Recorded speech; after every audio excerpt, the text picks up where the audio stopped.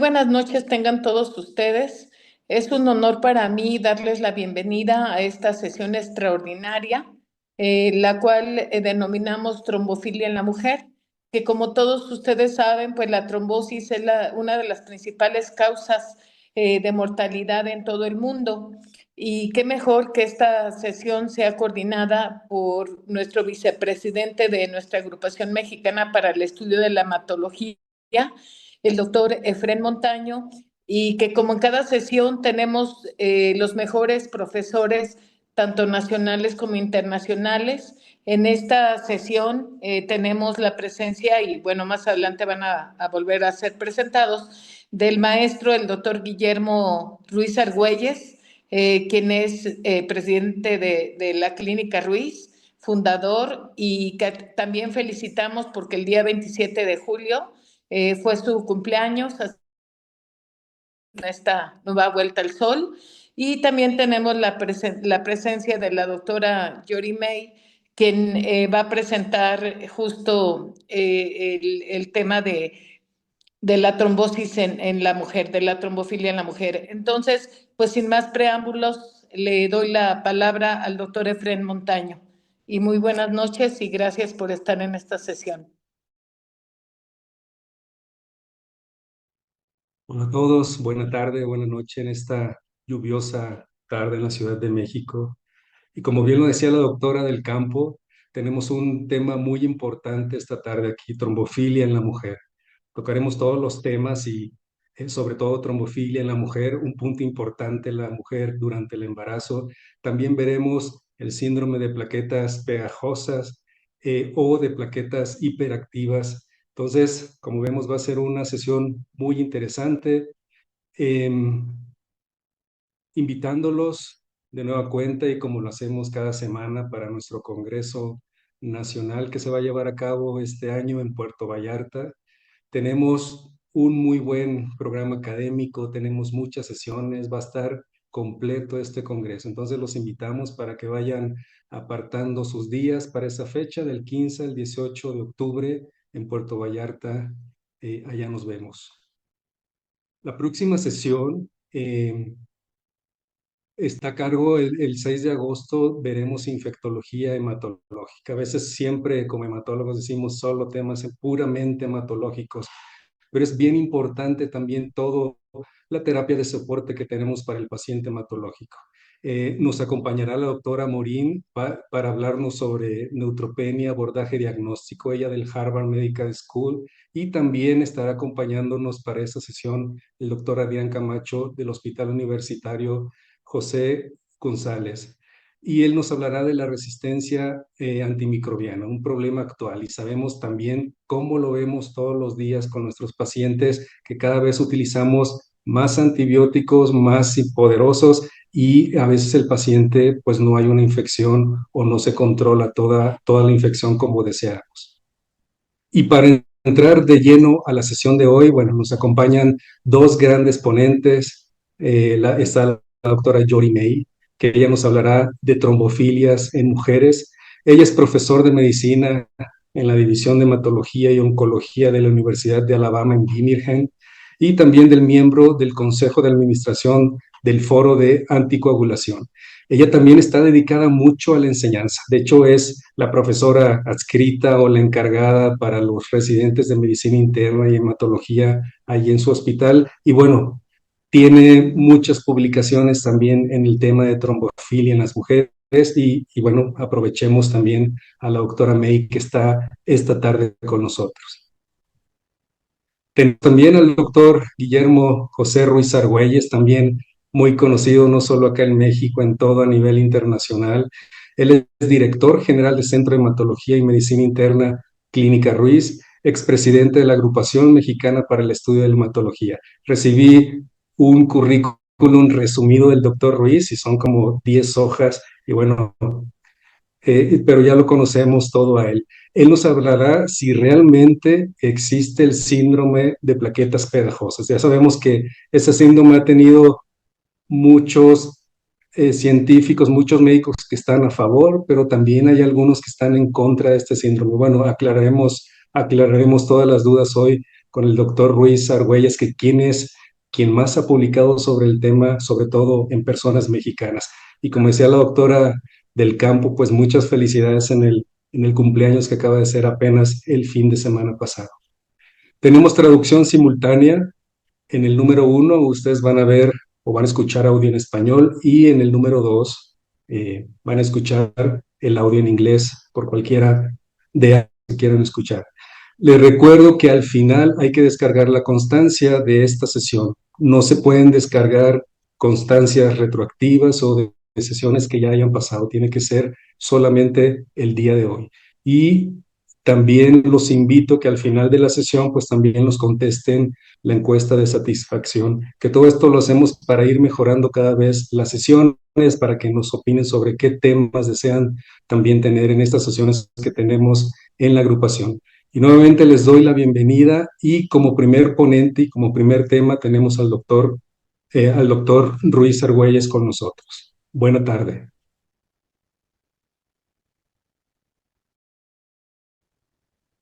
Buenas noches.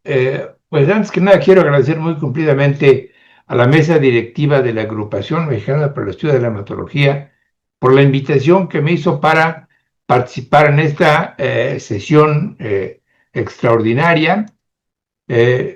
Específicamente lo que Andrés Gómez me pidió que hablar yo es sobre si existe o no el síndrome de plaquetas pegajosas.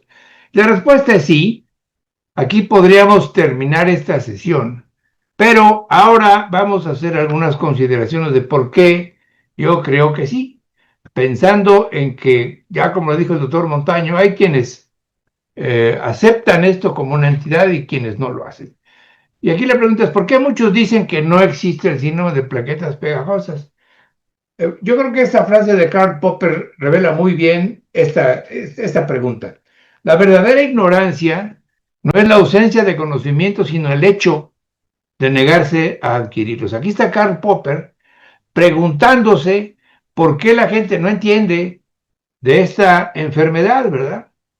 Entonces, el problema principal es que para hacer el diagnóstico de esta enfermedad se requieren agregómetros. Y quienes no tienen agregómetros, pues optan por la salida fácil, no existe. Si no la puedo buscar, digo que no existe y con eso me quedo tranquilo. Los agregómetros lamentablemente no están en todos los laboratorios del país.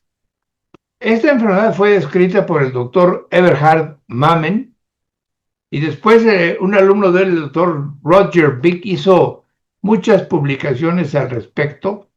El doctor Peter Kubis en Bosnia hizo muchas publicaciones también al respecto, y en el año de 2011 vino aquí a hacer alguna presentación sobre el síndrome de plaquetas pegajosas. Esta foto fue tomada en Punta del Este, en Uruguay, en el año de 2011.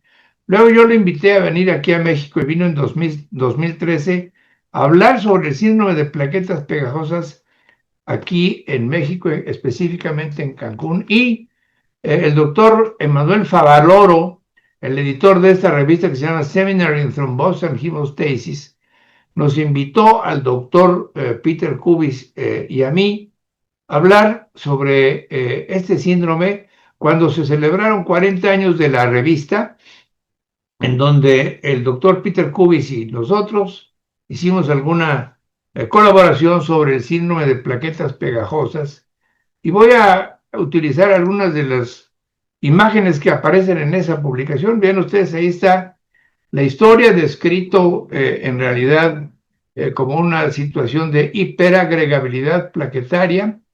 El doctor Mamen le pone el nombre de síndrome de plaquetas pegajosas en neuropatía óptica, y así hay varias cosas.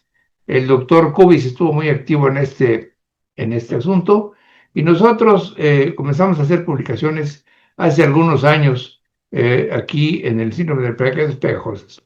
En Sarajevo, el doctor Kubis me hizo el favor de invitar a presentar alguna información sobre eso. Aquí está Peter Kubis y un servidor. Aquí está Eberhard Mamen, que es el editor de Seminars in Thrombosis and Hemostasis, que nos invitó a participar con ese capítulo. El doctor Kubis, que falleció recientemente, esto fue también en Sarajevo en 2018, y luego ahí mismo en Martin, en Eslovaquia, pues hicimos alguna publicación. El doctor, cuando murió el doctor Kubis, el doctor Favaloro me pidió que escribiera yo un obituario sobre esto, e hice un homenaje a tres situaciones que consideré que eran una especie de estrellas. Hace 2 años, el doctor Ruiz Delgado, mi hijo, estuvo también en Martin, en Eslovaquia, hablando sobre plaquetas pegajosas en 2023. ¿Qué sabemos de plaquetas pegajosas en México? Bueno, esta es la Catedral de Puebla, esta es una foto de la Clínica Ruiz, y en el año de 2002 hicimos esta primera publicación en donde analizamos de manera prospectiva la prevalencia del síndrome de plaquetas pegajosas.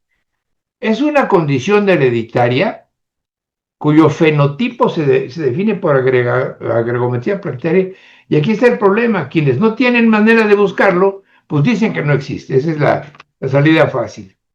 Y un problema grave también es que el genotipo de esta enfermedad realmente no se conoce. Lo más probable es que no es un gen, sino que son varios los que están metidos ahí.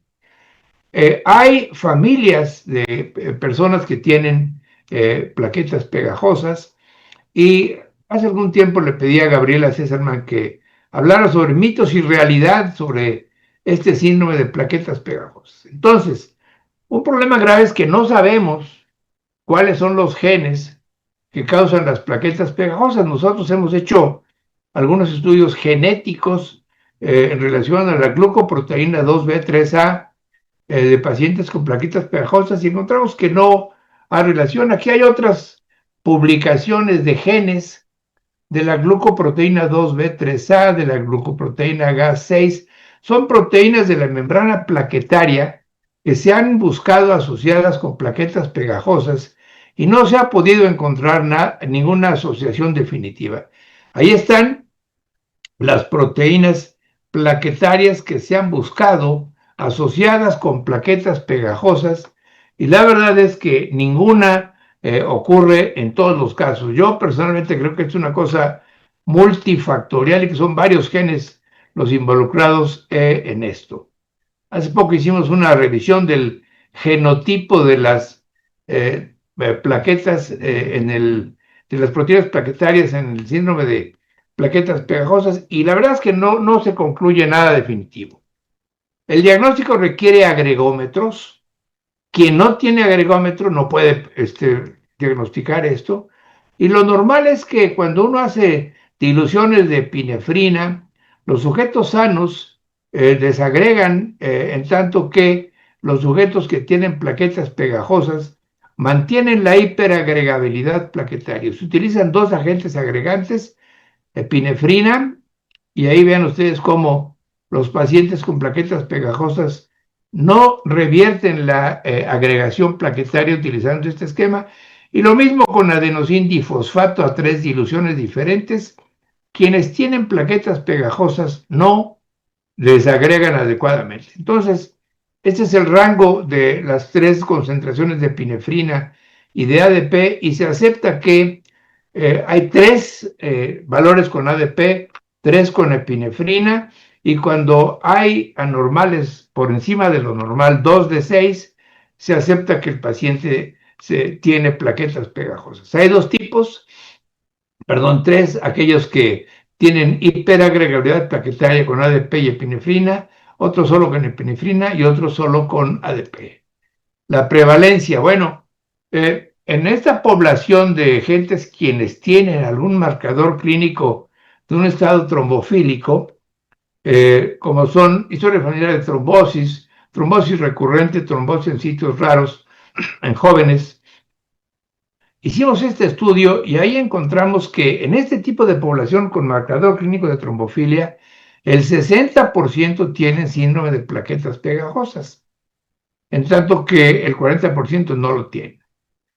Luego hicimos este estudio en el que hicimos más determinaciones y analizamos si había alguna asociación entre las alteraciones que conducen a trombofilia Posteriormente hicimos este estudio de cómo estudiamos y tratamos pacientes con trombofilia, esto es de 2014, y aquí ven ustedes lo que hemos encontrado.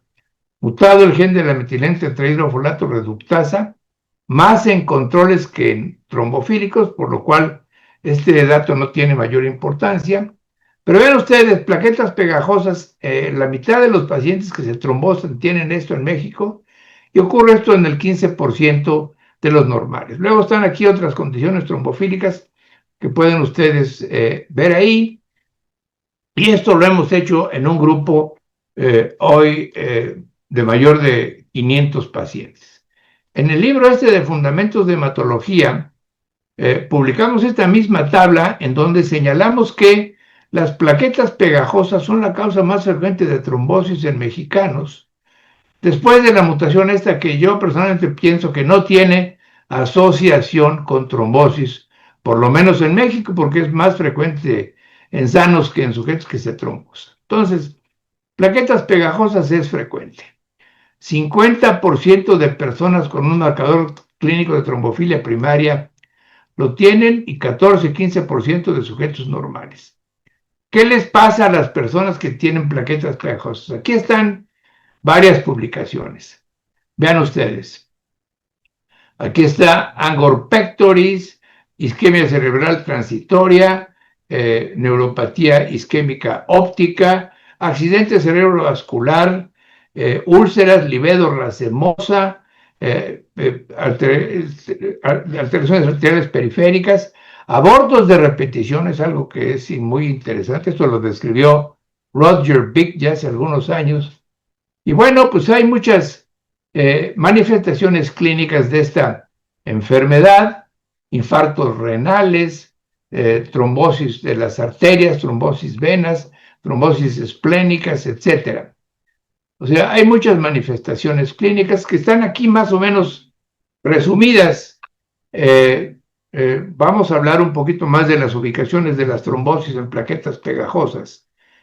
Estos son cuadros de livedo racemosa observados en la piel de personas que tienen síndrome de plaquetas pegajosas con el sustrato histológico de trombos de la microcirculación. Esta es una revisión que hizo un amigo dermatólogo sobre las manifestaciones cutáneas de pacientes con síndrome de plaquetas pegajosas.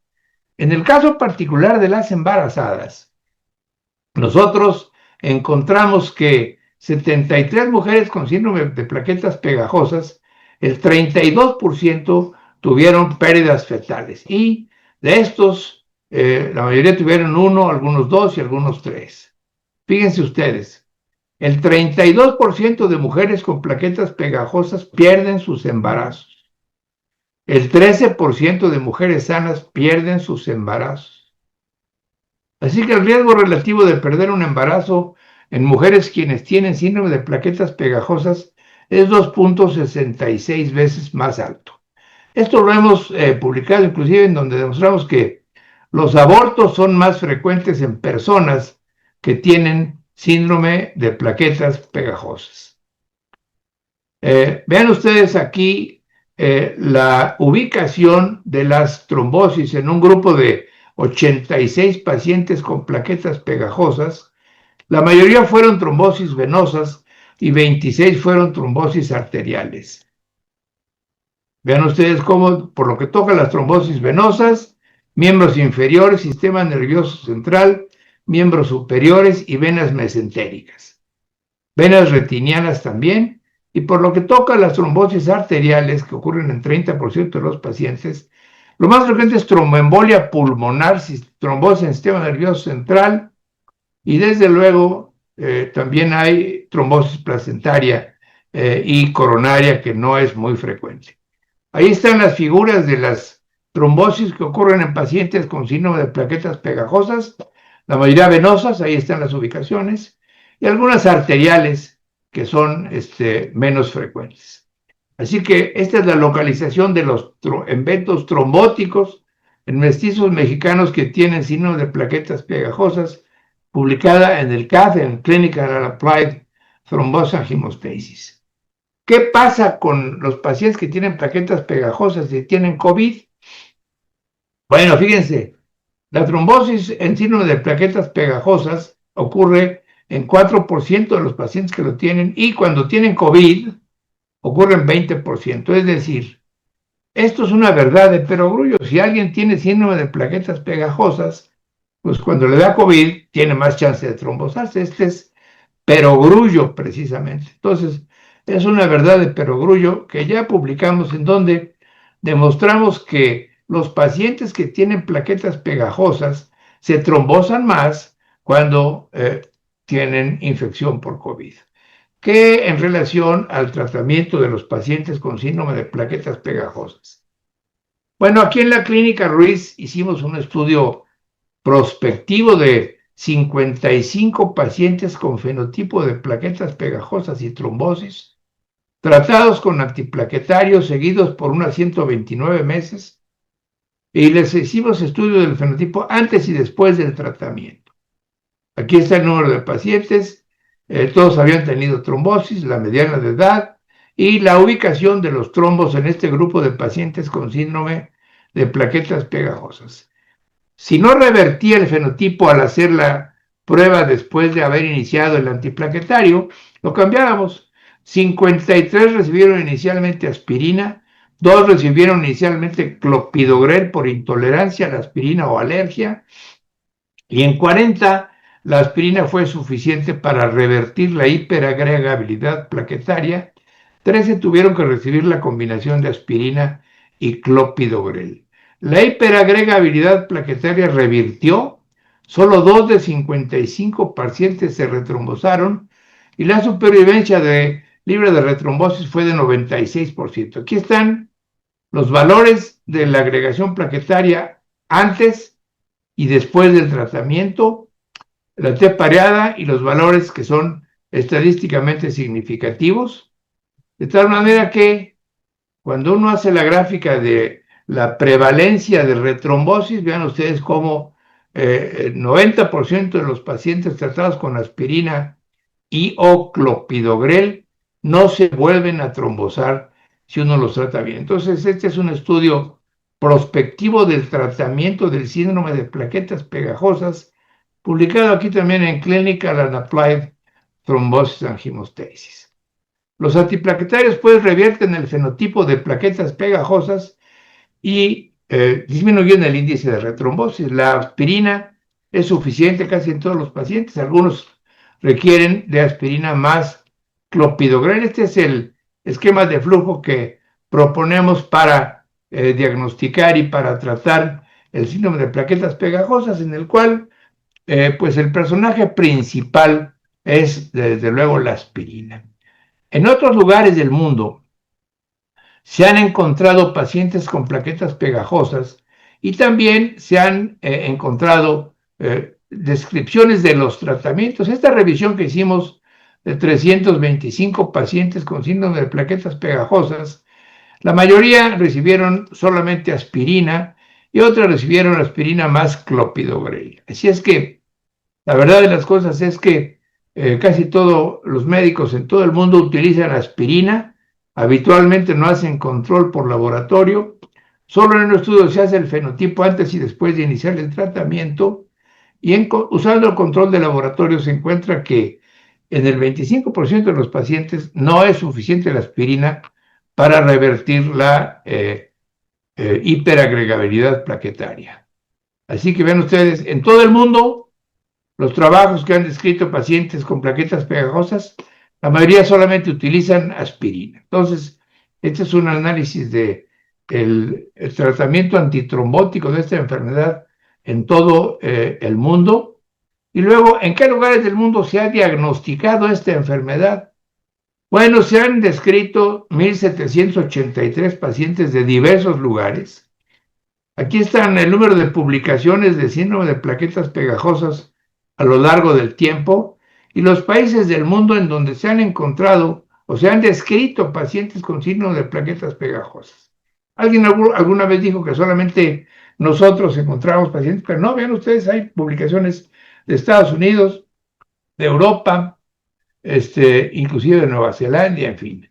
Entonces, se ha identificado el síndrome de plaquetas pegajosas en todo el mundo. Esto lo publicamos en Seminary on Thrombosis and Hemostasis.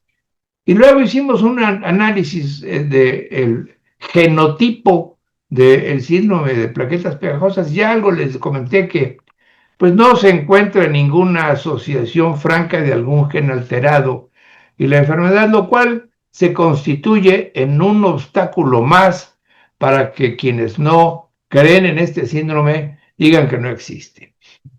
Hace poco hicimos esta revisión una revisión narrativa del síndrome de plaquetas pegajosas en México, en donde hicimos este diagrama en el que resaltamos cuáles han sido las contribuciones de los mexicanos al conocimiento del síndrome de plaquetas pegajosas. Aquí está un análisis 30 años después de su identificación. Tenemos 30 años haciendo investigaciones sobre esta enfermedad. Aquí publiqué hace poco un punto de vista personal y estos estudios forman parte de una serie de estudios que hemos llevado a cabo aquí en México desde 1999, analizando otras alteraciones trombofílicas como son la mutación del gen del factor quinto, del gen de la protrombina, de la MTHFR, y desde luego plaquetas pegajosas, la asociación entre todas estas condiciones, la presencia de la mutación del gen de JAK2 que en México no causa trombosis, familias de plaquetas pegajosas, estudios de los genes de las glucoproteínas plaquetarias, del tratamiento, de la asociación con pérdida fetal repetida, de la identificación en todo el mundo de las plaquetas pegajosas y recientemente el homenaje que hicimos a Peter Kubis y la asociación reciente que encontramos de COVID-19. Entonces, en conclusión, definir el fenotipo de plaquetas pegajosas requiere agregometría. El genotipo no se conoce. Es una enfermedad hereditaria autosómica dominante. El fenotipo habitualmente se expresa por otras cosas: diabetes, estrógenos, embarazo. La historia típica es una muchacha que tiene plaquetas pegajosas, que toma hormonas y que se trombosa, o bien que se trombosa en el posparto. El síndrome de plaquetas pegajosas causa trombosis venosas y arteriales y es la causa más frecuente de trombofilia hereditaria en México. Es en México la causa más frecuente de abortos de repetición. Se han identificado más de 2,000 pacientes en todo el mundo. Habitualmente requiere otra condición trombofílica para expresarse. Por sí solo no causa trombosis. Y la hipercoagulabilidad del síndrome de plaquetas pegajosas revierte con antiplaquetarios. Es frecuente aún la negación de la existencia del síndrome. Esta es una foto de mi familia a la que le dedico esta presentación. Está aquí mi esposa, mis 3 hijos y mis 7 nietos.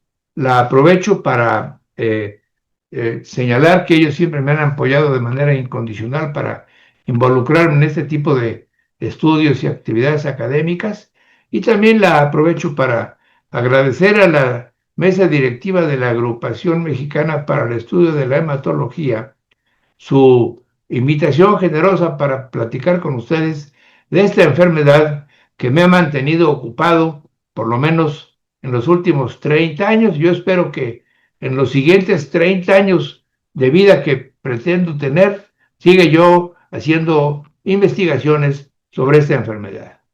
Muchas gracias. Ahí está mi buzón electrónico por si alguien quiere información adicional. Gracias a todos por su atención y su paciencia.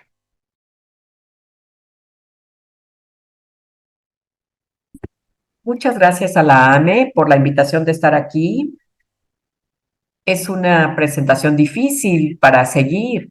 Gracias al doctor Luis Argüelles por su presentación. Me da mucho gusto aprender de usted. Y hoy les voy a hablar desde el diagnóstico de la trombofilia en el embarazo y la menstruación. Normalmente hablo muy rápido, pero voy a tratar y hacer un esfuerzo por hablar lento para que nos podamos comunicar mejor. No tengo conflictos de interés que divulgar. Nuestros objetivos hoy van a ser ver 4 indicaciones de prueba que son relevantes para las mujeres en la trombofilia y espero dejarles con una comprensión de lo que se puede hacer en estos casos. Entonces, esto sería antes del inicio de la anticoncepción, prevención primaria de trombosis venosa profunda y también la prevención secundaria y también la prevención de la enfermedad de tromboembofilia venosa en embarazo. Bueno, vamos a hablar primero que nada qué son las tromboembofilias, hay que definirlas. Y esto es quizá algo que ya conozcan comúnmente, pero es importante que lo recordemos porque a menudo hablamos de las trombofilias como algo junto, pero debemos de distinguir las heredadas de las adquiridas, ¿no? Sobre todo cuando se relaciona con el síndrome de antifosfolípidos que no se hereda y que se tiene que considerar y evaluar a esos pacientes de manera separada. La otra advertencia es que dentro de las trombofilias heredadas hay cierta variación. A menudo pensamos de la heterocigosidad del factor 5 de Leiden y de la protrombina PGM como causas de la trombofilia, y esto es en oposición con lo que podría ser las otras que no son las heredadas, sino las adquiridas, que tenemos homocigosidad de factor 5 de Leiden, la protrombina G20-210A homocigótica, los la heterocigosidad compuesta, deficiencia de antitrombina, deficiencia de proteína S y C. Pero aquí lo importante de reconocer dentro de estas categorías es que aún dentro de las trombofilias fuertes, el riesgo de trombosis varía mucho dependiendo de las familias individuales. Hay mutaciones más protrombóticas o familias con mayor penetrancia que otras, y esto entra en juego después al entender la historia familiar, porque es una parte muy importante de la clasificación de estas trombofilias como fuertes o débiles.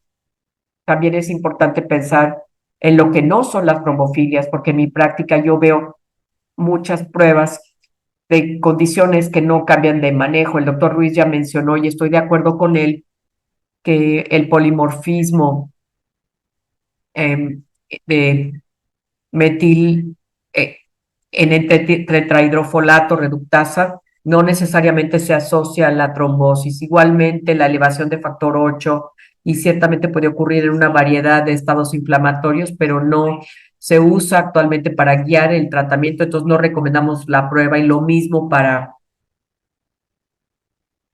el inhibidor de activador de plasminógeno tipo 1 o con polimorfismo promotor. La otra advertencia que hay que considerar es que con las trombofilias asegurar una interpretación adecuada es fundamental, sobre todo muchos ensayos, sobre todo los que llamamos funcionales, que miden la coagulación en el laboratorio, incluyen, por ejemplo, la proteína C, proteína S, antitrombina, resistencia a la proteína C activada con factor 5 de Leiden, anticoagulante lúpico y otros factores que incluyen si el paciente tiene trombosis aguda, anticoagulación activa, embarazo. Así que tomo esta cita de las guías de la ASH para trombofilia y dice que los resultados de las pruebas de trombofilia deberán interpretarse con el conocimiento de las trampas clínicas en pruebas de laboratorio. Y creo que eso es fundamental porque lo que es más problemático es probar las trombofilias sin entender las limitaciones de los ensayos y a lo mejor diagnosticar al paciente con una trombofilia que a lo mejor ni tiene, pero hay que entender qué es lo que estamos probando y entender también que pueden llegar casos clínicos a nuestra clínica con estos problemas relevantes. El primer caso, vamos a determinar si hay que probar para determinar trombofilia antes del inicio de los anticonceptivos hormonales combinados o de los que contienen estrógeno. Digamos que tenemos una mujer de 21 años que nunca ha estado embarazada antes y que se presenta para prueba de trombofilia. Su madre tuvo embolia pulmonar después de una artroplastia total de rodilla y se encontró que su madre era heterocigótica para factor 5 de Leiden. Está considerando comenzar anticoncepción hormonal combinada y se le dijo que tiene que someterse a prueba de trombofilia. Mi pregunta para ustedes es si someterían a prueba a esta paciente para factor 5 de Leiden para guiar si debe o no recibir un anticonceptivo con estrógeno. Este es el comentario de las guías actuales de la Sociedad Americana de Hematología, en el escenario específico del que hablan, que es en pacientes con una historia familiar de tromboembolia venosa, con o sin trombofilia identificable, y si hay que considerar el uso de estos anticonceptivos combinados o no. Vemos aquí que las guías se dividen en las trombofilias débiles o fuertes, hablando de si es factor 5 de Leiden o heterocigosidad para PGM, la proteína C, S. De este otro lado, por ejemplo, los pacientes que tienen defectos de heterocigosidad. En ambos ámbitos se dice con el semáforo que no se recomienda la prueba. Por desgracia, hay muchas limitantes en estas guías. Vamos a hablar de esto en algunos de los casos ulteriores, pero cuando hablamos de la fuerza de la evidencia en estos casos, se dice que es una recomendación condicional basada en una certidumbre muy baja, pero con base en la evidencia que tenemos, las pruebas de rutina no se recomiendan antes del inicio del estrógeno. ¿Y cómo podría uno manejar esto con el paciente? Bueno, yo siempre asesoro a las pacientes sobre la recomendación de la guía y les digo que las pruebas no se recomiendan de rutina en base a las guías y hay obviamente una limitación en los datos, pero también asesoro a las pacientes sobre el riesgo de los métodos anticonceptivos. Creo que esta es una parte muy importante de nuestra conversación porque en base con lo que se tenga disponible en la práctica es probable que tengan opciones de anticoncepción que tengan solo progesterona y que tengan, por lo tanto, un riesgo trombótico más bajo. A menudo encuentro que aún si no hago pruebas, la paciente puede optar, por ejemplo, algo que sea, por ejemplo, un dispositivo intrauterino con progesterona. Ahora, creé aquí una tabla de resumen hablando de las opciones de anticoncepción, por lo menos las que tenemos disponibles en Estados Unidos, y su riesgo trombótico asociado, así como con su eficacia de anticoncepción. Vemos aquí en verde las que tienen menos riesgo para enfermedad trombótica, incluyen la pastilla solamente con progesterona y los dispositivos que tienen levonorgestrel o el implante que se puede colocar en el brazo. Todas estas no causan aumento en el riesgo de enfermedad trombótica venosa. La pastilla de solo progesterona tiene menos eficacia porque se tiene que manejar a la misma hora todos los días. Las progesteronas inyectadas, que en Estados Unidos les llamamos de depósito, pueden aumentar ligeramente el riesgo de trombosis, pero se considera que tienen menos riesgo que las que tienen estrógeno. Pueden ver aquí cierta distinción entre las de más alto riesgo con los agentes que contienen estrógeno con base en el tipo de progestina que incluyen. Hay formas más nuevas de anticonceptivos combinados que contienen lo que llamamos progestinas de tercera o cuarta generación que se asocian con el mayor riesgo de enfermedad trombótica venosa y son las que hay que evitar. Aquí está, por ejemplo, comparada con el anillo vaginal o el parche transdérmico que tienen un menor riesgo, pero que es importante enfatizar que incluso como hematólogos nos podemos concentrar en el componente trombofílico, pero informar a los pacientes, y para esto es importante estar conscientes de su riesgo con los anticonceptivos y ayudarles a que tomen una buena decisión. Y ahora nos echamos un clavado al segundo escenario del que vamos a hablar, que es la prevención primaria de la enfermedad tromboembólica. Tenemos aquí una mujer de 32 años que nunca ha estado embarazada antes y que llega para consejería por preconcepción. Se encuentra que es heterocigótica con factor 5 de Leiden. Su madre tuvo una embolia pulmonar provocada en el pasado y se le consideró positiva, pero la paciente misma nunca ha tenido una enfermedad tromboembólica. ¿Requiere entonces acaso esta paciente anticoagulación para la prevención primaria o de trombosis? ¿Y cómo podríamos responder a esa pregunta? Bueno, aquí tenemos dos documentos de las guías a los que me pienso referir. Y vamos a hablar en el escenario de que la paciente es heterocigótica para factor 5 de Leiden, tiene bajo riesgo de hemofilia con historia previa de ETB. ¿Requiere acaso profilaxis durante el embarazo? Bueno, tenemos guías de la Sociedad Americana de Hematología y del Colegio de Obstetricia y Ginecología, y si las unimos, estos documentos tienen áreas en los que no están de acuerdo, pero en ambas vemos que hacen recomendaciones separadas para la profilaxis preparto y posparto. Y esto es porque sabemos que el mayor riesgo trombótico es en el periodo del posparto. Entonces las guías se inclinan más bien hacia un umbral más bajo de profilaxis de anticoagulación en el periodo de posparto. También hay una separación entre si la paciente tiene historia familiar de ETB o no la tiene. Y esto otra vez nos lleva al punto que mencionábamos al principio, que dentro de las trombofilias sí hay mucha variación y no todas las familias son iguales. Entonces, un paciente con historia familiar de enfermedad trombovenosa, ETB, pues su riesgo aumenta. Es importante destacar que la Asociación Americana de Hematología definió el umbral en el que recomiendan la profilaxis con anticoagulación. Y esto es la parte de abajo. El umbral fue un riesgo de ETB del 2% para preparto y 1% en el posparto. Y encuentro que esto es sumamente útil al asesorar a las pacientes, porque si no les recomiendo la anticoagulación es porque creo que su riesgo es menor de 1% o de 2% en esos periodos relevantes. Yo creo que estos números son útiles para explicar a las pacientes, pero tomemos esto parte por parte y veamos que en el periodo del preparto, ASH en sus guías de manera consistente, dependiendo de si la paciente tiene historia familiar o no, recomiendan o no la profilaxis para pacientes con trombofilia de nivel bajo que no han tenido ETB.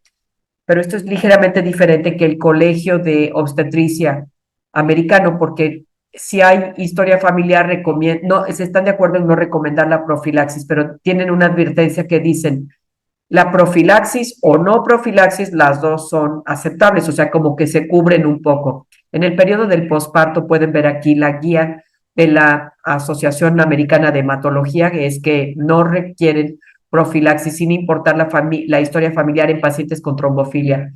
Esto es un gran contraste del Colegio de Ginecología y Obstetricia, que sí recomiendan la profilaxis para personas con historia familiar.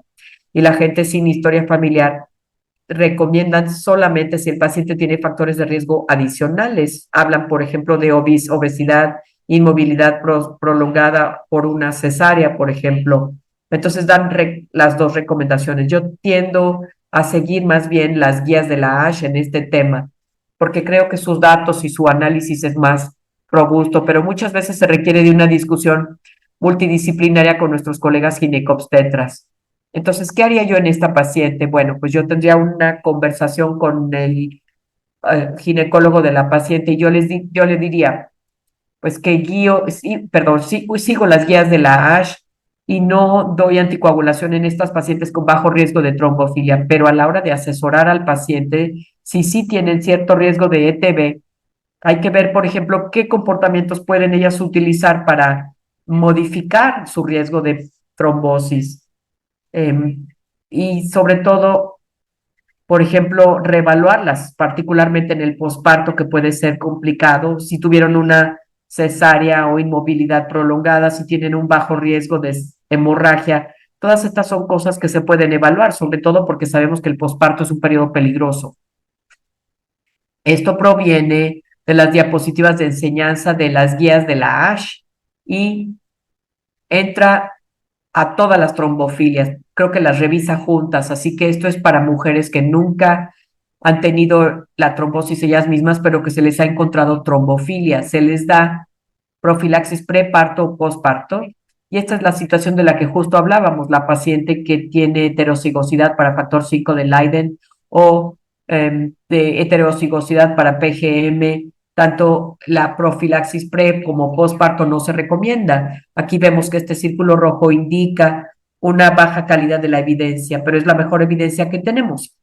Cuando empezamos arriesgándonos a las trombofilias más fuertes, por ejemplo, deficiencia de proteína C o S o de deficiencia de antitrombina, vemos aquí las situaciones en donde las guías sí recomiendan la profilaxis. Por ejemplo, si la paciente tiene deficiencia de proteína S, sí recomiendan la profilaxis. Si tienen deficiencia de antitrombina, sí recomiendan la profilaxis pre y posparto. Entonces, la historia familiar desempeña un rol muy importante en esta valoración del riesgo por la variación con estas trombofilias heredadas. Y también comentan sobre las mutaciones homocigóticas, el factor 5 de Leiden, y vemos que casi todo esto es verde, o sea que en términos generales se piensa que estos son trombofilias fuertes, incluso sin importar la historia familiar que uno consideraría profilaxis pre y posparto para esta población de pacientes. Y ahora vamos a echarnos un clavado en la tercera situación, que es una pérdida recurrente de embarazos. Ahora tenemos una mujer de 33 años que lleva 3 gestaciones, pero sin ningún nacido vivo y se presenta para evaluación de sus abortos. El ginecobstetra mandó pruebas de trombofilias heredadas y adquiridas después de su tercera pérdida de embarazo y se le encontró heterocigótica para factor 5 de Leiden. No tiene historia personal de tromboembolia venosa. Su historia familiar es que su abuela materna tuvo embolia pulmonar al final de su vida y además tenía una malignidad activa. La pregunta que tenemos que responder aquí es si la adición de profilaxis para anticoagulación mejora, profilaxis con anticoagulación mejora la posibilidad de esta paciente. Esto se abordó en el estudio ALIFE-2 publicado en The Lancet en 2023, que compara heparina de bajo peso molecular con cuidado para embarazo con mujeres con abortos recurrentes. Y vemos aquí 326 pacientes con 2 o más embarazos perdidos y con trombofilia heredada confirmada, estaban tratando activamente de concebir y tenían un embarazo de menos de 7 semanas, si no. La intervención fue con enoxaparina de 40 miligramos diarios o heparina de bajo peso molecular versus la vigilancia estándar. El resultado, por supuesto, el desenlace primario, pues la tasa de nacidos vivos, el secundario, desenlaces de embarazos adversos. La población de estudio es la que se destaca. Muchas son mujeres con múltiples embarazos y pueden ver un número importante de ellas que tuvo 3 embarazos o más y la mayoría, y no es de sorprender, tuvo las trombofilias más débiles, la heterocigosidad de factor 5 de Leiden. Vemos aquí 58%, heparina de bajo peso molecular, 55% para atención estándar. Vemos que todas estas son representación de deficiencia de antitrombina, deficiencia de PC y PS y la trombofilia combinada, y dado el hecho de que estos padecimientos son raros, esta es una representación decente, digamos, de los datos que tenemos sobre estos temas. ¿Cuáles son los resultados y qué muestran? Podemos ver en esta gráfica, en el eje de las Y, la proporción de mujeres con nacidos vivos y pueden ver que no hubo diferencia entre la heparina de bajo peso molecular y el grupo de atención estándar. Pueden ver que la diferencia absoluta fue de 0.7% con una razón de momios ajustado de 1.08, dependiendo del centro de tratamiento y del país. La conclusión es que la heparina de bajo peso molecular no resultó en mayores tasas de nacidos vivos en mujeres con 2 o más pérdidas de embarazos y con una trombofilia heredada confirmada. También se investigó la proporción de eventos adversos. No es sorprendente el hecho de que hay más eventos adversos con el grupo de heparina de bajo peso molecular. Eran eventos menores, como por ejemplo hematomas fáciles, irritación de la piel en el sitio de inyección o sangrados menores, pero estas situaciones pueden ser muy molestas para los pacientes que se inyectan diariamente, ¿no? No es fácil, sobre todo afecta su calidad de vida, ¿no? Entonces, el uso de la heparina de bajo peso molecular sí se asoció con un aumento en la incidencia de eventos adversos Y bueno, pues es una cita tomada de los autores del artículo, que sobre la base de nuestros hallazgos no asesoramos el uso de rutina de heparina de bajo peso molecular en mujeres con pérdidas de embarazo recurrentes y en trombohemofilia heredada confirmada.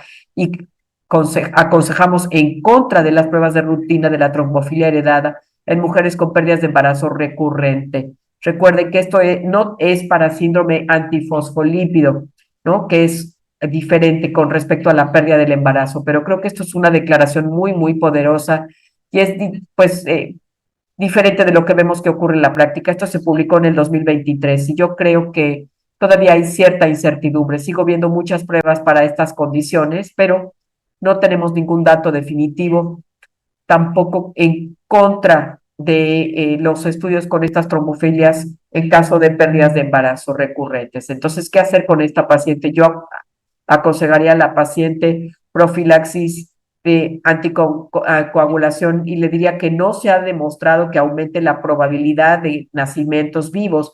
Se le asesoraría sobre la implicación del factor 5 de Leiden y si tuviera éxito para embarazarse, no se le requeriría profilaxis de anticoagulación para prevención primaria de la ETB, pero sí se le aconsejaría sobre modificaciones conductuales para evitar trombosis y evitar posiblemente su enfermedad tromboembólica venosa.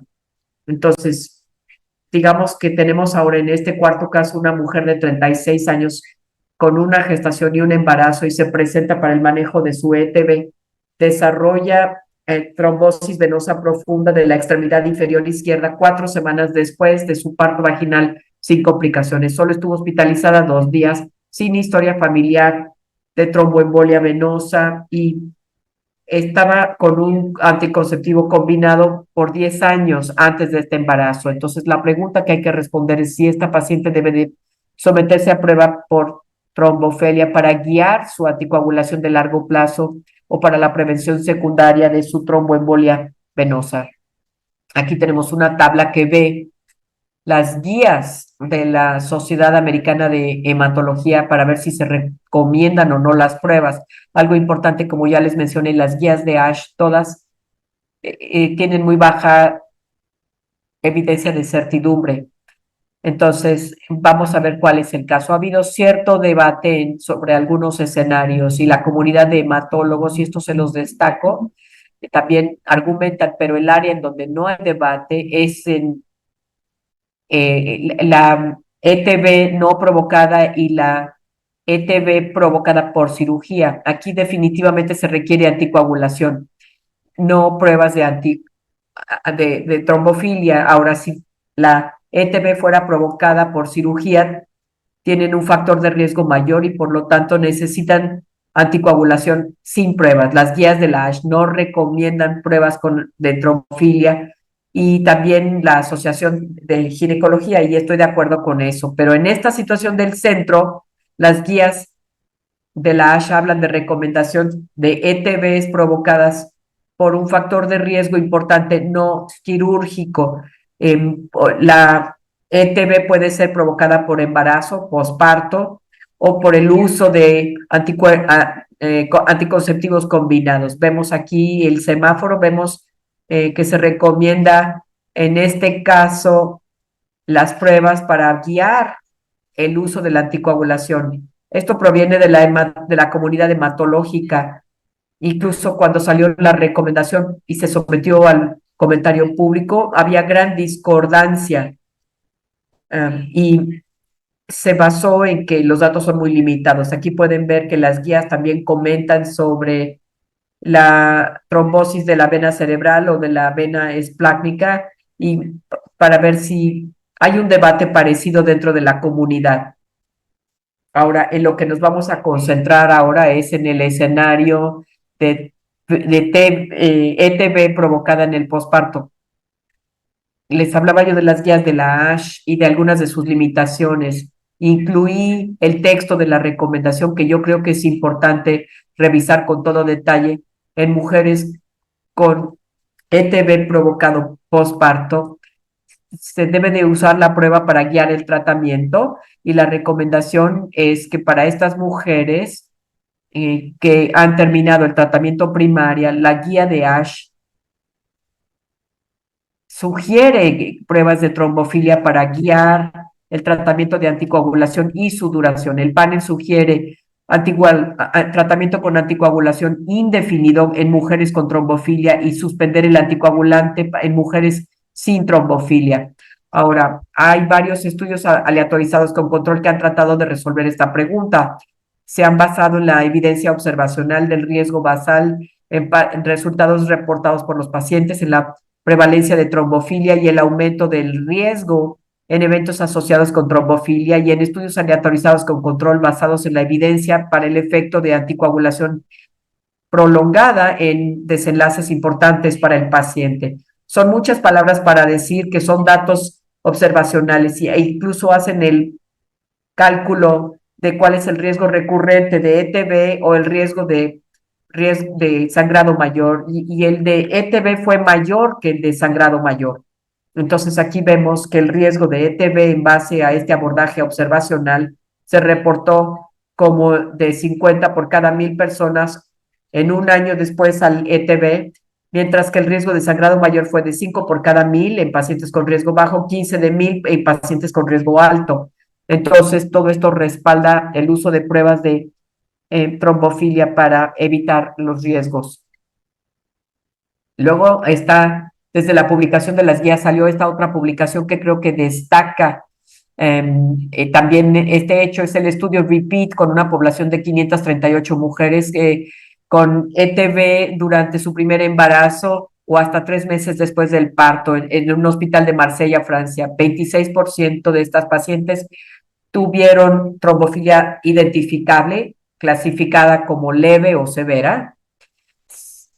Se llevaron a cabo entrevistas de las pacientes y probablemente hubo un sesgo de selección, pues porque son un centro único y quizá incluyeron a las pacientes con un mayor riesgo de recurrencia. ¿Qué es lo que se vio en este grupo de pacientes? Se les dio seguimiento por muchos años, pero vemos que al 6% a los 2 años, 13% a los 5 años, 17% a los 10 años y 30% a los 30 años. Todo esto sugiere que estas mujeres sí tienen un riesgo significativo de recurrencia.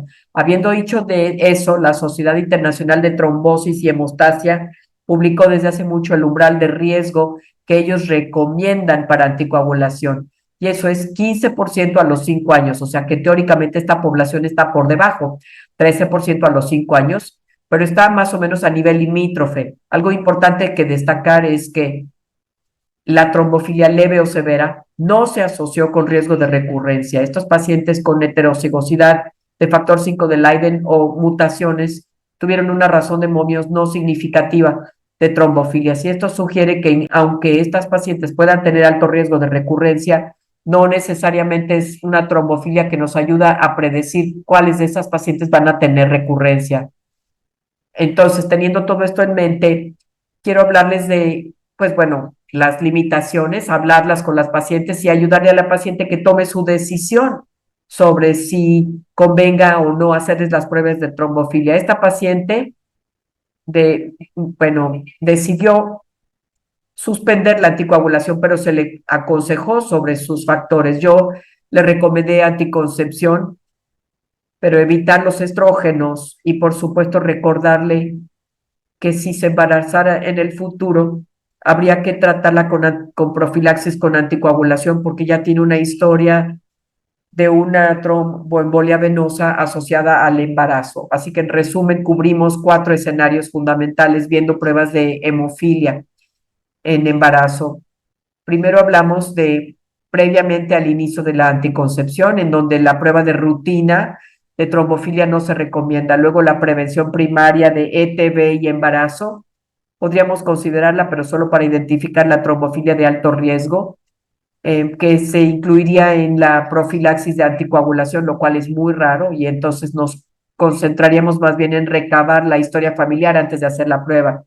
Pacientes con pérdidas de embarazo recurrentes, tenemos datos que sugieren que la anticoagulación no mejora los desenlaces del embarazo, entonces no se recomienda la prueba para trombofilia. y después la prevención secundaria de ETB después de una ETB asociada con embarazo. Pues podríamos decir que es un tema muy candente y por lo tanto hay que individualizar la respuesta en base al paciente. Por esto les agradezco la oportunidad de hablarles el día de hoy. Aquí les pongo mi correo electrónico por si tienen preguntas. Y bueno, pues con mucho gusto participaré en la sesión de preguntas y respuestas.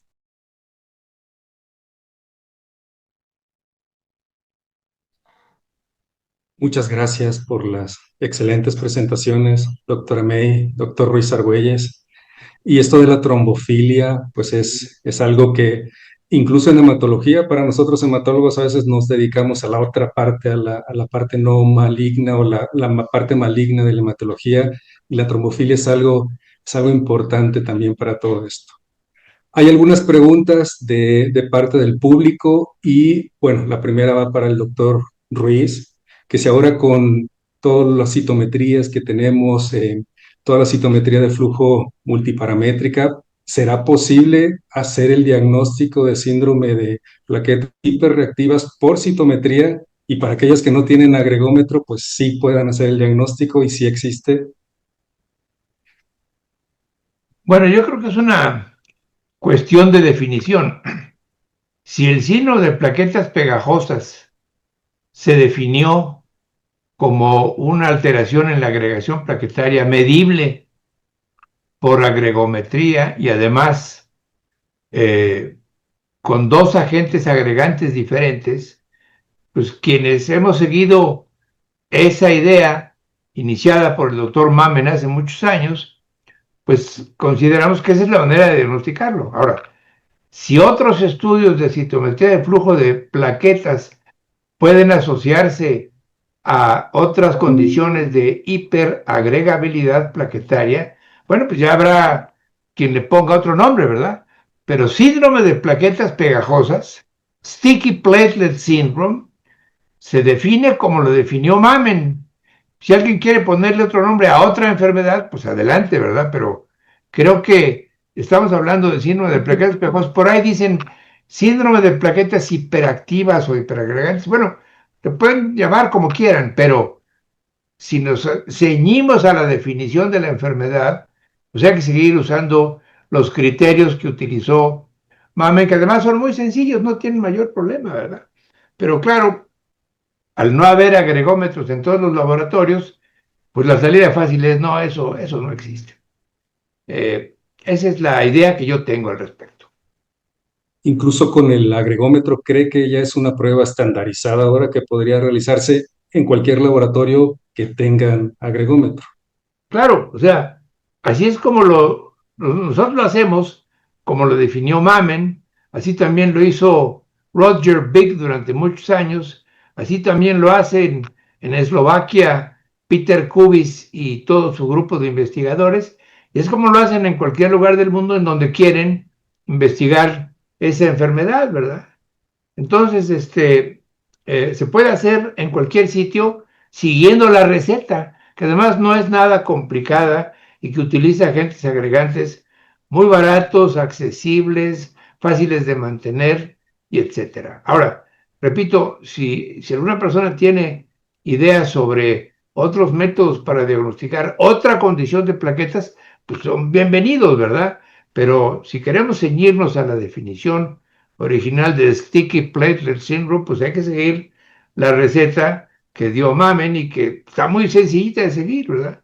Es como hacer caldo de pollo, no tiene mayor chiste. Es que muchos dicen incluso que la muestra, pues el llevarla al laboratorio, el manejo de la muestra puede llevar a reactividad de esas plaquetas, incluso en un paciente que no tenga el síndrome de plaquetas pegajosas. Bueno, eso hablan muchos. Sí, lo que sí es cierto es que las pruebas deben hacerse en muestras frescas. Ese es otro problema. Si tú tomas la muestra en Cuernavaca y la mandas a los laboratorios Ruiz y llega al día siguiente, pues ya no sirve. Tienes que hacerlo en muestras recién extraídas que no tengan más de 4 horas de haberse extraído. Otra vez, seguir la receta, del doctor Everard Mamen y nada más, ¿verdad? Ese es otro problema. ¿Por qué no podemos nosotros hacer en Puebla esta prueba para otros laboratorios? Pues porque no sirven las muestras si están después de 4 horas de haberse obtenido. Gracias. Doctor May, es común actualmente ahora que haya pues muchos embarazos por reproducción asistida y muchos consideran que hay mucho uso de estrógenos o de otras hormonas para lograr el embarazo precisamente en ellas. Y muchos ginecólogos también o biólogos de la reproducción agregan enoxaparina para estos pacientes como forma de mantener ese embarazo e incluso teniendo un test de trombofilia primaria negativo, pero así las vemos. ¿Qué opina?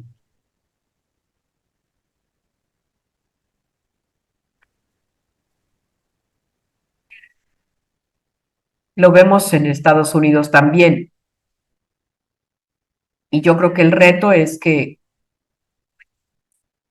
desde el punto de vista hematológico no hay una indicación clara ni evidencia de beneficio, pero habiendo dicho eso, podría haber algo más que hace la heparina en ese caso que facilite la concepción. No lo sabemos porque hay tantas incertidumbres en este sentido, incógnitas. Entonces yo creo que es importante tener esta conversación con el ginecólogo tratante y si ellos piensan que desde el punto de vista ginecológico, pues que quieren recomendar la heparina, pues ciertamente yo estaría de acuerdo con esa práctica. Solo trato de definir que desde el punto de vista hematológico, que no estén saltando a conclusiones, por ejemplo, por un bajo riesgo de trombofilia que pudiera ser la razón que ellos consideren para anticoagulación, pero si lo hacen por exposición hormonal o en base a su experiencia previa, entonces yo refiero al paciente a hacer lo que hace el ginecólogo. Ahora, si hay alguien que pierde embarazos, pues se le puede dar aspirina, por ejemplo, para evitar preeclampsia. Así que el comentario del doctor Ruiz es muy válido, ¿no? Pero yo sé que lo que impulsa más la pérdida del embarazo, y claro que nos faltan datos para guiarnos al respecto, pues es un poco dudosa, ¿no? Pero podría ser esa pregunta si la paciente con trombofilia tiene que ser o no anticoagulada, y yo creo que sí. De acuerdo. Sí, es un dilema que a veces tenemos, que pacientes que han tenido 3 pérdidas gestacionales, luego viene uno que con heparina o enoxaparina lo lograron, entonces lo mandan con el hematólogo a decir, ¿lo va a continuar? Yo sí lo continúo, aunque no haya sustento en hemato para decir, pero si se logró con nosotros, adelante. Aquí además hay que tener en cuenta la prudencia de decirle, suspenda usted la heparina porque no le sirve de nada. Eso es muy peligroso porque si el embarazo se pierde, entonces va a ser culpa tuya. Entonces, Correcto. lo que yo sí creo que debe considerarse es, cuando hay sospecha, aspirina. La aspirina no hace ningún daño, puede tener varios beneficios y casi todo el mundo la tolera razonablemente bien. Otra cosa que estamos viendo también aquí, por lo menos en México, es la combinación de anticoagulantes, heparina y esteroides, que luego les dan también los ginecólogos a las mujeres con pérdida fetal repetida. Yo creo que la aspirina en ese escenario no es particularmente peligrosa y asumiendo que una proporción de esos pacientes tienen plaquetas pegajosas, pues van a resolverles el problema, ¿verdad? Y además la enoxaparina no atraviesa placenta, quizá para el feto no haya tampoco peligro, sí para la mamá. Hacemos el diagnóstico a veces de trombosis con dímeros D, doctora May, pero en el embarazo, sobre todo en el segundo y tercer trimestre, hay un incremento fisiológico de eso. ¿Cómo interpretaría una trombosis aparte de los datos clínicos en una paciente, pero por dímeros D, por esos cambios propios que hay? Y también preguntan el nivel de corte de la proteína S también por los niveles hemostáticos durante el embarazo.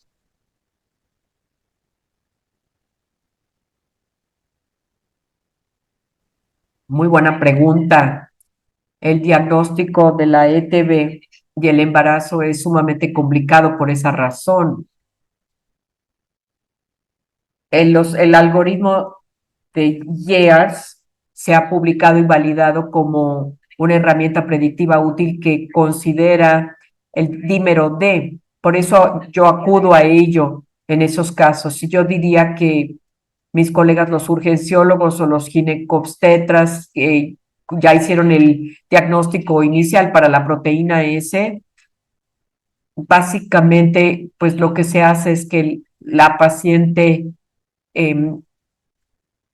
dé a luz y que regrese 6 meses para revisarles la proteína y saber con seguridad, ¿no? Pero si están en anticoagulación o en el momento de un evento agudo, o sea, la anticoagulación, por ejemplo, se contrapone a la antitrombina. Entonces, para poder hacer la interpretación precisa hay que esperar. Todas estas son cosas importantes que considerar, pero para la gestación yo simplemente me esperaría hasta después del parto para medir la prueba de rutina de proteína S. Ese perfil de trombofilia primaria también aplicaría pues para todo al final del embarazo.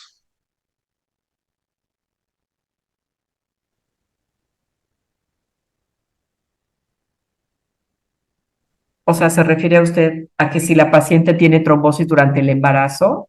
Sí, Yes. yo no le haría la prueba en ese momento, claro, porque en ese momento, de todas maneras, van a anticoagular a la paciente tengan o no deficiencia de proteína S, eso no hace diferencia. Cuando importa es pensando en el largo plazo.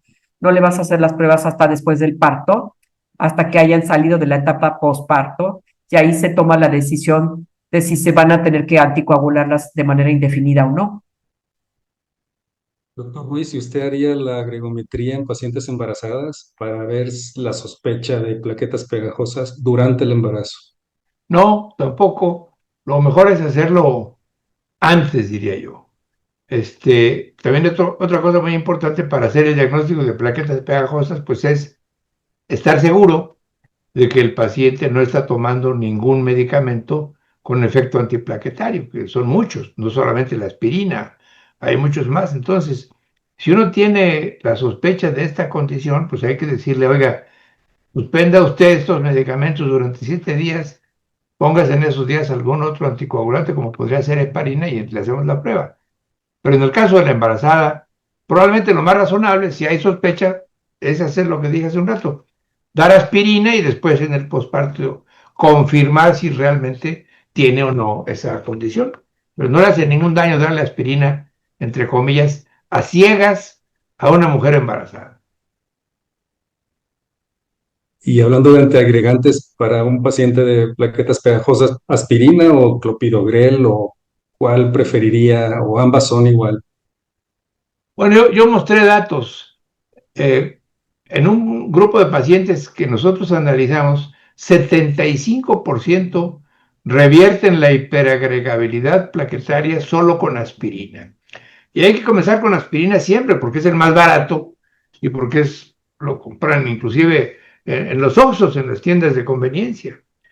El clopidogrel se puede agregar en los pacientes que no revierten la hiperagregabilidad plaquetaria, que en mi experiencia, ya como lo he publicado, ocurre en el 25% de los pacientes, es decir, 75% de los pacientes con pura aspirina están bien, 25% de las plaquetas pegajosas requieren 2 antiplaquetarios.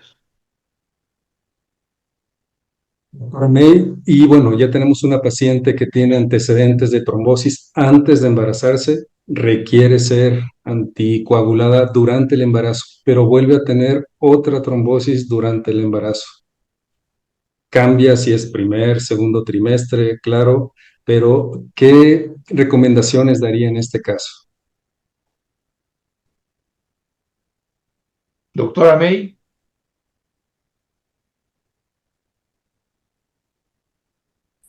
O sea, lo que estamos diciendo depende de qué tanta anticoagulación estaría recibiendo la paciente.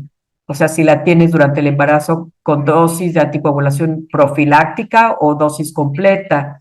Si estuvieran recibiendo solo la dosis profiláctica de anticoagulación, pero tienen historia de ETB previo, obviamente le vas a aumentar la dosis, pero la pregunta es ¿por cuánto la vas a anticoagular? En mi mente depende de qué es lo que está pasando con el primer evento. Fue un evento no provocado y si ese fue el caso, si no hubo factores de riesgo claros, yo creo que esa paciente requiere de anticoagulación indefinida sin importar lo que muestre la prueba de trombofilia. Si hubiera sido una ETB provocada por una cirugía mayor, digamos que la paciente se le dio profilaxis durante el embarazo, desarrollaron una ETB. Esto también es un evento provocado, pero probablemente ese sea el escenario en donde la ASH les diría que probablemente haya que pensar en hacer la prueba de trombofilia a la paciente para determinar si la vamos a anticoagular indefinidamente o no. Yo no creo que todos deban, o sea, yo creo que ciertamente el embarazo es un factor claro de riesgo para ETB. Después del parto, el riesgo va a bajar, pero hay otros datos que tienden a sugerir que ese riesgo adicional de trombosis puede permanecer. Entonces, todo depende, en mi opinión, de cómo se sienta la paciente. Muchas de mis pacientes, después de haber experimentado 2 ETBs, ya no quieren que les vuelva a pasar. Se quedan muy asustadas, ¿no? Y quieren seguir anticoaguladas. Pero pues es un gran compromiso, sobre todo porque son mujeres jóvenes que les quedan muchos años de vida por vivir, sobre todo años de menstruación en la que tienen que estar muy conscientes de que la anticoagulación les va a aumentar la cantidad de la menstruación. Correcto. Doctor Ruiz, ¿y la aspirina en pacientes con síndrome de plaqueta o con plaquetas pegajosas es indefinido también? Yo creo que sí, sobre todo cuando ya han tenido un evento vasoclusivo. A mí me ha tocado la situación de diagnosticar plaquetas pegajosas en pacientes quienes no han tenido un fenómeno vasooclusivo porque son hermanos o hermanas o hijos de pacientes que tienen claramente plaquetas pegajosas con algún evento trombótico.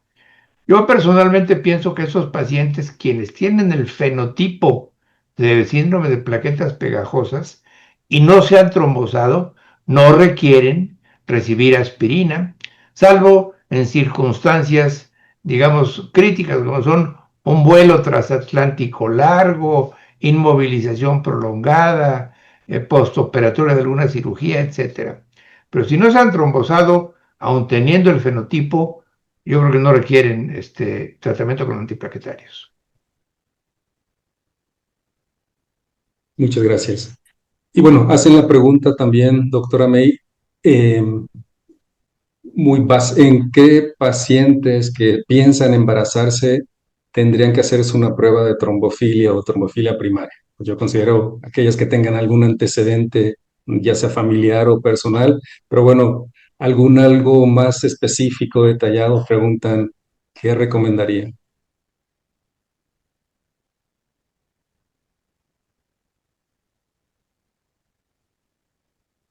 Las pacientes a las que yo pensaría probar serían aquellas pacientes que me preocupa que pudieran tener una trombofilia severa, porque esas son las pacientes que necesariamente requerirían un cambio de manejo, anticoagulación durante el embarazo, particularmente cualquiera que tenga una historia familiar muy severa, por ejemplo, varios parientes de primer grado afectados, ¿no? Alguien que estuviera afectado con ETB, se podría probar a uno de esos parientes en lugar de la paciente, ¿no? En base a la genética real, la genética dice que tienes que probar a la persona y no recurrir a alguien más, ¿no? Pero si eso no fuera opción, pues entonces esa sería la paciente a la que podría yo hacerle la prueba. Yo no probaría a nadie de rutina, a ninguna otra paciente. O quizá una paciente que, por ejemplo, en el caso de la madre que tuvo un evento provocado que fue una cirugía mayor, esa es una paciente en la que hubo una razón clara de la existencia de la trombosis, pero si tengo una paciente cuya madre y abuela materna ambas tienen trombosis asociadas a embarazo, esa es a la paciente que pensaría yo en probar. Si no, otras cosas que se nos podrían ocurrir es que si la paciente ha tenido retos trombóticos durante su vida, por ejemplo, si ha utilizado anticoncepción basada en estrógenos por muchos años o no. Si no lo ha hecho, me preocuparía más esa paciente porque no ha tenido la provocación versus la paciente que lleva anticonceptivos de estrógenos de cuarta generación o la paciente que ya tuvo una cirugía grande sin trombosarse, ¿no? En esa paciente la posibilidad de trombofilia es más baja, entonces hay que entender cuáles han sido los retos de trombofilia que la paciente ha tenido durante su vida y eso nos puede resultar muy útil. Muy bien, muchas gracias. Y la última pregunta, doctor Ruiz, si hay alguna relación con el factor de von Willebrand y plaquetas pegajosas, porque, bueno, durante el embarazo también hay incremento de este factor de von Willebrand que también podría estar relacionado con trombosis. La pregunta correcta a esa pregunta es no sé. Ok, creo que no hay información sobre eso. Listo. Pues muchísimas gracias, doctora May. No sé si unos mensajes claves o importantes que debamos recordar sobre trombofilia en la mujer para nosotros hematólogos en México, bueno, y en todo el mundo. Hay una aseveración entre los abogados que dice que la ignorancia de la ley a nadie aprovecha. Yo la trasladaría a la sesión de esta noche y diría que la ignorancia de las plaquetas pegajosas a nadie aprovecha.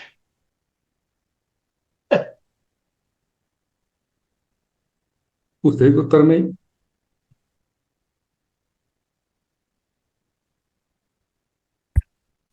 Yo voy a citar a la doctora Jean Connors, hematóloga que escribió una revisión sobre trombofilias en el New England Journal hace varios años y en la primera de sus revisiones dijo: prescribir pruebas de trombofilia es fácil, determinar qué hacer con el resultado es difícil. Entonces, yo creo que es importante, digo, es fácil prescribir presionando un botón, ¿no? Pero saber a quién se lo vas a pedir y qué vas a hacer con los resultados es lo que de verdad debe ocupar tu mente. Ha sido maravilloso estar con ustedes. Muchas gracias. Muchas gracias a ustedes. Y de nuevo la doctora Ángeles está aquí con nosotros para cerrar esta sesión. Muy buenas noches otra vez. No me queda más que agradecerle a los tres, a la doctora Yori por toda la información que nos presentó el día de hoy, incluso el comentario final, pues excelente.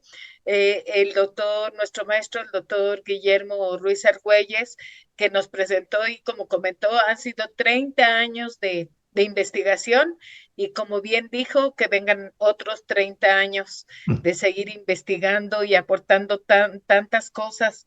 En la noche de hoy quiero comentarles que les mandan a felicitar de diversos países, entre ellos Venezuela. Los escucharon 16 países con más de 530 asistentes. Entonces, bueno, todo lo que el día de hoy nos platicaron, pues fue muy interesante y lo aprovechamos. Más de 500 hematólogos y de las áreas afines como químicos, enfermeras, hematólogos pediatras, hematólogos de adultos, y pues por supuesto darle también las gracias al doctor Efrén Montaño, quien es nuestro vicepresidente de nuestra querida agrupación mexicana para el estudio de la hematología. Y pues muy buenas noches, muchas gracias por todo. Y por supuesto a los 530 asistentes que están hasta este momento. Muchas gracias a todos. Gracias.